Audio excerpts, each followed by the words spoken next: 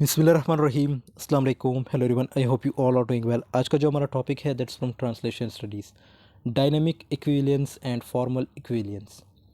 आज की वीडियो में हम जस्ट डायनेमिक इक्विलियंस को डिस्कस करेंगे और नेक्स्ट वीडियो में फिर हम फॉर्मल इक्विलियंस को डिस्कस करेंगे।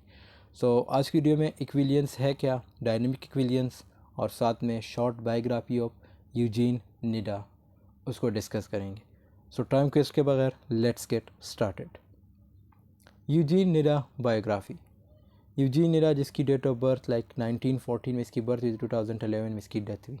ये एक प्रोमिनेंट अमेरिकन लैंग्विस्ट और बाइबल ट्रांसलेटर थे। Prominent means famous for his pioneering work in the field of translation studies. Means इसने ट्रांसलेशन स्टडीज़ में बहुत ज़्यादा वर्क किया है। निडा is widely regarded as the father of modern Bible translation and was instrumental in developing the concept of dynamic equivalence in translation। और इसको consider किया जाता है father of modern Bible translation. और इसने जो है ये जो कंसेप्ट था डायनेमिक इक्विलियंस का ये भी दिया था ट्रांसलेशन में। डायनेमिक इक्विलियंस है क्या, इसको हम नेक्स्ट स्लाइड में डिस्कस करेंगे। Which emphasizes the importance of conveying the meaning of a text rather than just its words. कि आपने ये एक शॉर्ट डेफिनेशन है, इसको हम फर्दर देखेंगे नेक्स्ट स्लाइड्स में।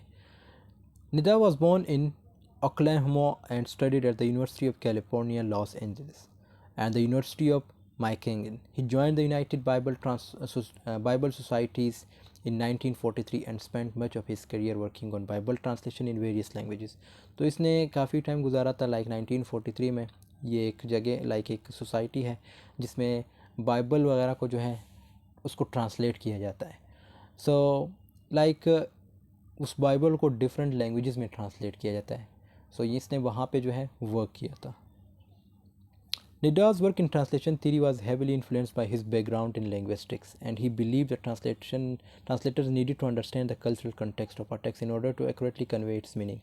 बहुत इंपॉर्टेंट पॉइंट है। कहते हैं कि एक ट्रांसलेटर के लिए ये बहुत ज़रूरी है कि वो जिस चीज़ को ट्रांसलेट कर रहा है सबसे पहले उस कौम के लिए, जिस कौम के लिए ये ट्रांसलेट कर रहा है, जिस कम्युनिटी के लिए ट्रांसलेट करे, जिस सोसाइटी के लिए, कि उसके कल्चर बैकग्राउंड को जाने, फिर उस चीज़ को ट्रांसलेट करे। Nida authored numerous books and articles on translation theory and linguistics। अब इसने different works लिखे थे जिसमें Towards the Science of Translating and the Theory and Practice of Translation। His contribution to the field of translation studies have had a significant impact on Bible translation and have influenced translation practices in other fields as well। तो इसके work से बहुत सी चीज़ें जो है influence भी हुई थी। बहुत से ऐसे ट्रांसलेशन जो दूसरे फील्ड में जो ट्रांसलेशन होती है वो भी इसके वर्क से जो है इन्फ्लुएंस हुए थे, जब इसने बाइबल को ट्रांसलेट किया था। अब इसको डायनेमिक इक्विलियंस को समझने से पहले हम इक्विविलियंस को समझते हैं कि इक्विविलियंस है क्या। Equivalence in translation studies refers to the relationship between the source language and the target language या the source text and the target text in terms of meaning, function and style.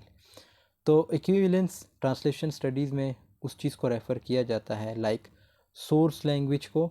जब आप कोई text, suppose source language आपकी language होगी और आप जब किसी चीज़ को ट्रांसलेट करते हो वो जो आप ट्रांसलेट करते हो उसको हम फिर टारगेट लैंग्वेज कहते हैं या टारगेट टेक्स्ट कहेंगे।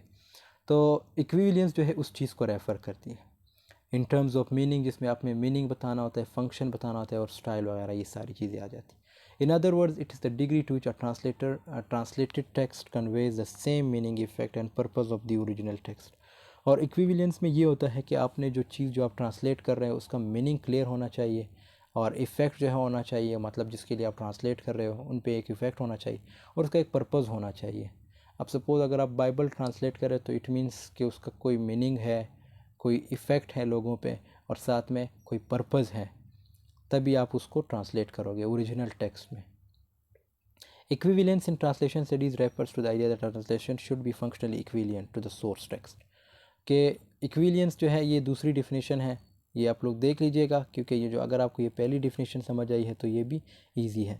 इसमें भी यही चीज़ें बताई गई है कि आपने जब कोई चीज़ ट्रांसलेट करनी हो तो आपके लिए इम्पॉर्टेंट है कि सबसे पहले उसके कल्चर बैकग्राउंड को जानना होगा उस कम्युनिटी के, फिर उसके बाद आपको एक प्रॉपर मीनिंग देना होगा, उसका इफ़ेक्ट होना चाहिए, उसका कोई पर्पज़ होना चाहिए जो आप ट्रांसलेट कर रहे हैं। देखो यहाँ पे मेंशन भी है कि cultural and linguistic differences between the source and target languages.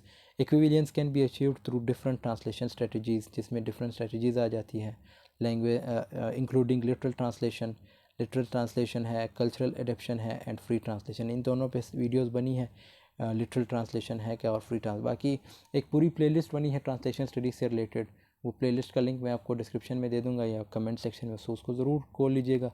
उसमें बहुत सी वीडियोस हैं जो आपके लिए हेल्पफुल होंगी, जो आपके कोर्स के लिए हेल्पफुल होंगी। Dynamic equivalence. Dynamic equivalence in translation study या in translation theory introduced by Eugene Nida in the 1960s। इसका कंसेप्ट यूजीन निडा ने दिया था 1960s में। It is also known as functional equivalence. इसको फंक्शनल इक्विवेलेंस भी कहते हैं। सो आपने कंफ्यूज नहीं होना, अगर फंक्शनल इक्विवेलेंस का पूछा जाए so it means they are talking और the examiner is talking about dynamic equivalence. And it involves translating a text while maintaining its meaning and effect on the reader rather than just word for word translation। अब इसमें आपने word for word translation के लिए नहीं जाना होता है। Word for word translation है क्या, सेंस फॉर सेंस ट्रांसलेशन है क्या, इस पर भी एक वीडियो बनी है, सो उसको भी देख लीजिएगा। वर्ड फॉर वर्ड यहाँ मैं आपको बता दूँ कि वर्ड फॉर वर्ड ट्रांसलेशन उससे कहते हैं लाइक अगर आपने अंग्रेज़ी सीखनी है तो आपके लिए ज़रूरी है कि आप वर्ड फॉर वर्ड ट्रांसलेशन कभी भी ना करें, आपने सेंस को देखना होता है। सेंस से मुराद ये है, सपोज़ अगर कोई कहता है कि मैंने मार्केट जाना है, मैंने मार्केट इस रास्ते से जाना है, यानी मैंने मार्केट के लिए जाना है। अब सेंस तो एक ही बनता है ना कि बंदे ने मार्केट जाना है। सो ये वर्ड फॉर वर्ड ट्रांसलेशन नहीं होगा, ये सेंस फॉर सेंस ट्रांसलेशन है। अगर आप कहोगे कि नहीं भाई हमने तो इसको एक एक लफ्ज़ को तोड़ना है और एक एक लफ्ज़ को जो है ट्रांसलेट करना है, तो फिर उसको क्या कहेंगे, वर्ड फॉर वर्ड ट्रांसलेशन। और वर्ड फॉर वर्ड ट्रांसलेशन बिल्कुल नहीं होता। जो वर्ड फॉर वर्ड ट्रांसलेशन करते हैं वो कभी भी उस लैंग्वेज को नहीं सीख सकते। सो आपने सेंस को पकड़ना होगा, सेंस पकड़ोगे, सेंस को समझोगे, सो आपको ईज़िली जो है उस सेंटेंस या उस टेक्स्ट को ट्रांसलेट कर सकते हो। सो इसमें भी यही चीज़ बताई गई है कि आपने वर्ड फॉर वर्ड नहीं जाना है, आपने इसके मीनिंग को देखना है, ठीक है, और उसका क्या इफ़ेक्ट उस कम्युनिटी पे होगा ये देखना है। In this approach the translator focuses on translating the original text meaning, tone and style into the target language. अब इसमें क्या होता है कि जो ट्रांसलेटर होगा वो मीनिंग निकालेगा और उसका टोन समझेगा, मतलब उस टेक्स्ट का स्टाइल समझेगा, ताकि फिर उसको जो है ट्रांसलेट किया जाए टारगेट लैंग्वेज में, while also taking into account the target audiences culture. अब ये बहुत इंपॉर्टेंट पॉइंट है।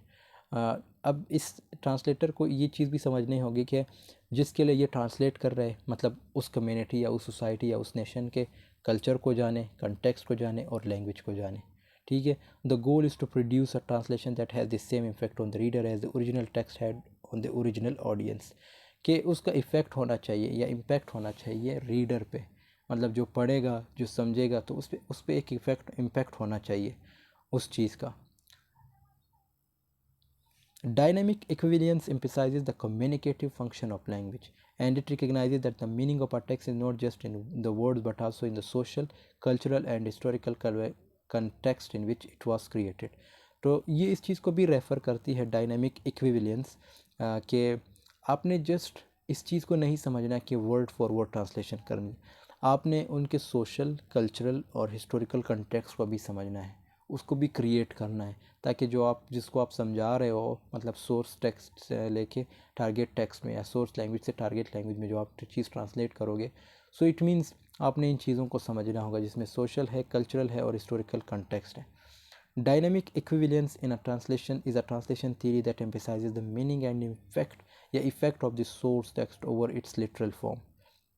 लिटरल फॉर्म यही वर्ड फॉर वर्ड को कहते हैं। It is also known as functional equivalence and was first propose by Eugene Nida. ये वही चीज़ दोबारा रिपीट हुई है कि इसका कंसेप्ट यूजीन निडा ने दिया था 1960 में।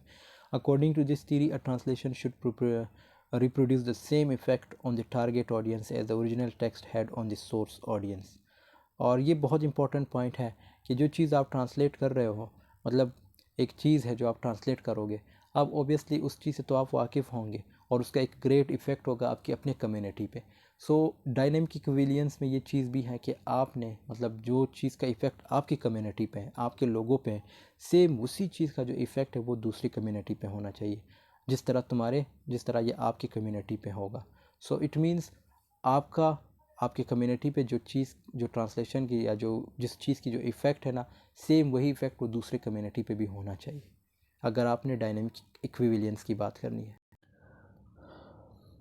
In other words, dynamic equivalence focuses on the function of the source text and the responses it evokes from the readers rather than a word-for-word translation। This approach allows translators to adjust the text into the cultural to fit social and linguistic norms of the target language. कि आपने word for word translation के लिए ज़रूरी नहीं है जाना पड़े, आपने मतलब वही चीज़ें फिर रिपीट हुई है कि आपने कल्चर को समझना है, सोशल और लैंग्विस्टिक नॉर्म्स को समझना है ऑफ द टारगेट लैंग्वेज या टारगेट ऑडियंस। मतलब जिनके लिए आप जिनके लिए आप ट्रांसलेट कर रहे हो, सो ऑब्वियसली वो आपकी टारगेट ऑडियंस होगी। सो उनकी चीज़ों को आपने समझना है, मतलब उनके कल्चर को, उनके सोशल और लैंग्विस्टिक नॉर्म्स को समझना है। अब इसकी एग्जांपल से आप लोगों को ईजिली समझ आएंगे कि एग्जांपल्स हैं क्या। Suppose we have the following sentences in Spanish. अब ये स्पेनिश सेंटेंस है, so the literal translation of this sentence in English would be the man was a wolf to his brother. However, a dynamic equivalence translation of this sentence could be he was a rest beast to his brother. In this translation, the translator has taken into account the social and cultural context of the target audience and has used an idiom that would be more familiar to them. अब इसका जो literal meaning है देखो वो ये है कि the man was a wolf to his brother. अब ये इसका लिटरल मीनिंग है इस सेंटेंस का, लेकिन अगर यही चीज़ इसको डायनामिक इक्विवेलेंस में ले जाए तो ट्रांसलेटर ने क्या किया, ट्रांसलेटर ने एक ऐसी ईडियम यूज़ की जो उसके कल्चर में यूज़ होती है। अब he was a real beast to his brother, अब हो सकता है ये रियल बीस्ट उसके लिए एक ईडियम हो, मतलब उनके कल्चर में। सो अब ट्रांसलेटर ने इस चीज़ को यूज़ करके इस चीज़ की फेमिलियरिटी शो की है, किसके लिए, उनके ऑडियंस के लिए। मतलब उस ऑडियंस को ये बताया जा रहा है कि ये चीज़ आपके लैंग्वेज में है, तभी उसने ये यूज़ किया है। Another example is the praise. ये अगेन जो है फ्रेंच का है, वो तो स्पेनिश का था, ये फ्रेंच का फ्रेज़ है। सो इसको आप लोग देख लीजिएगा अगर आपको फ्रेंच आती है। विच लिटरली मीन्स, हम इसके मीनिंग को समझते हैं, you have to take the bull by the horns. तो ये इसका लिटरल मीनिंग है, ठीक है। लिटरल मीनिंग मीन्स लाइक आप चीज़ों को एक वर्ड फॉर वर्ड ट्रांसलेशन की तरफ लेके जाते हैं। A dynamic equivalence translation could be you have to face the problem head on और you have to tackle the issue directly. तो ये इसका डायनेमिक इक्विलियंस ट्रांसलेशन है। The Bible, the New International Version is an example of dynamic equivalence translation of the Bible. द NIV का मतलब है New International Version, aims to convey the meaning of the original Hebrew and Greek text in modern language while maintaining a natural flow of language।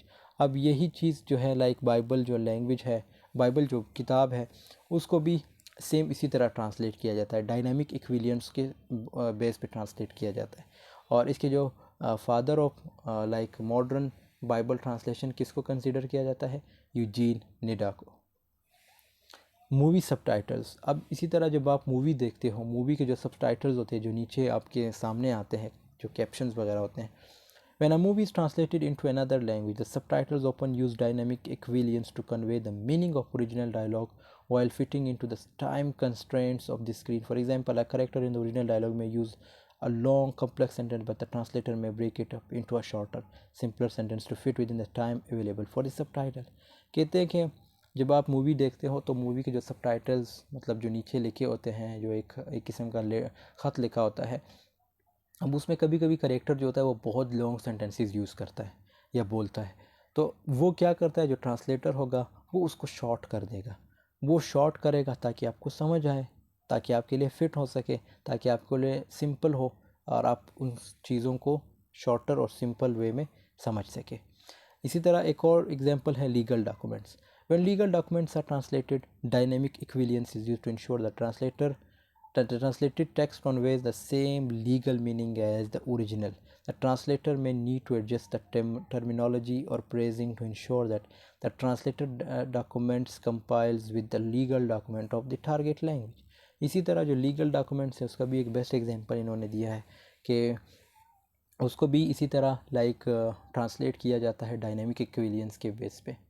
मतलब उसमें भी यही चीज़ देखी जाती है कि जो बड़े कुछ ऐसे सेंटेंसेस या कुछ ऐसे वर्ड्स होंगे जो अजीब होंगे, लेकिन उसको जो है आप वर्ड फॉर वर्ड ट्रांसलेशन की तरफ नहीं ले जा सकते, बस आपने जज को समझाना होता है, जो अपने क्लाइंट है उसको समझाना होता है। In conclusion, dynamic equivalence is a translation theory that emphasizes the meaning and effect of a text of the reader rather than just for word translation। कि आपने वर्ड फॉर वर्ड ट्रांसलेशन के लिए नहीं जाना है, आपने रीडर को समझना है कि रीडर किस तरह उसको जानना चाहेगा, मतलब उसके कल्चर को समझना है, उसके हिस्ट्री को समझना है, इस तरह फिर आप उस चीज़ को ट्रांसलेट कर सकते हैं। It is important to consider the target audience culture and context. ये अगेन चीज़ वही रिपीट हुई है कि आपने जो रीडर है या जो टारगेट ऑडियंस है उसके कल्चर को समझना है, कंटेक्स्ट को समझना है। Language to produce a translation that has the same impact on the reader as the original text had on the original audience. कि वही चीज़ जो जिसका इफ़ेक्ट आपके अपने कम्युनिटी पे है, वही उसी चीज़ का इफ़ेक्ट आपके मतलब आपने दूसरी कम्युनिटी के लोगों को देना है।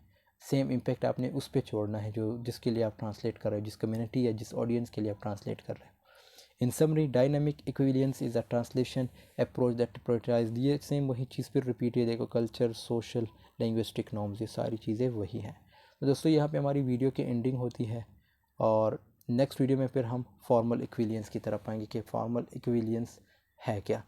सो आई होप आपको ये वीडियो पसंद आई होगी। वीडियो पसंद आई तो ज़रूर लाइक कमेंट शेयर कीजिएगा। मिलते हैं नेक्स्ट वीडियो में, तब तक के लिए अल्लाह हाफिज़, टेक केयर ऑफ़ योरसेल्फ।